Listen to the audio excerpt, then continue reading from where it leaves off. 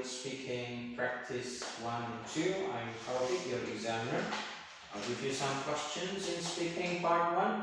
You can try to answer for a minute to 2 minutes later on. And then for the second part, I will give you some questions. You will be given a paper so that you can prepare for a minute before you can have like 1 to 2 minutes each. Let's start with the first part. I'll give you some questions about your personal experiences about shopping and advertisement. So, do you enjoy shopping in a mall? Well, I don't normally ever really go to malls. What I do, you would imagine, because a mall is a really big place, it naturally, in a way, tempts people to look at their surroundings, different shops that are available, different restaurants that are there, and they're just so well equipped to, in a way, fulfill the needs or the desires of someone. Okay, what kind of things do you usually buy when you go shopping? Well, it varies from time to time because I don't normally go to a mall.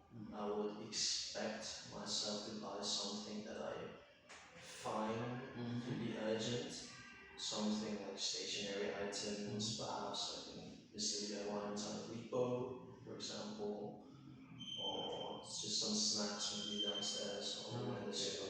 Alright, who do you go with if you feel like you want to go shopping? Okay. Well, normally I would go by myself when it comes to shopping.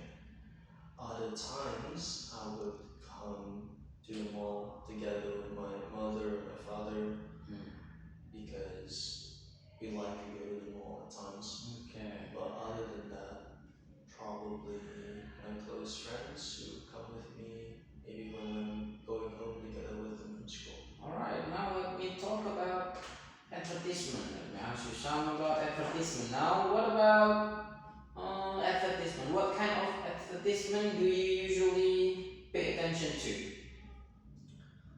Well, advertisements vary. I think, in my opinion, advertisements, when they are done well, when they're executed well, can be very attractive to people in sending a message that they want to give to others, right? But, well, in my opinion, I think the most effective kinds of advertisements are those that can capture the attention of other people. So perhaps bright things, colorful things, how things like videos and photos are designed well. Okay. Alright, do you usually buy things because of seeing advertisements? To be honest, in my case, I wouldn't say so, because again, I only ever buy things when I think that I need them, and I very rarely do look at advertisements actually. I think, well, in my opinion, it's more of a hassle to look at advertisements.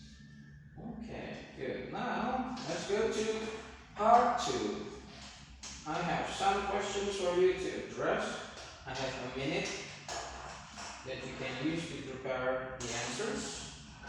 And I will say stop once the time is over later, okay? And then you can start speaking. Are you ready? Start now.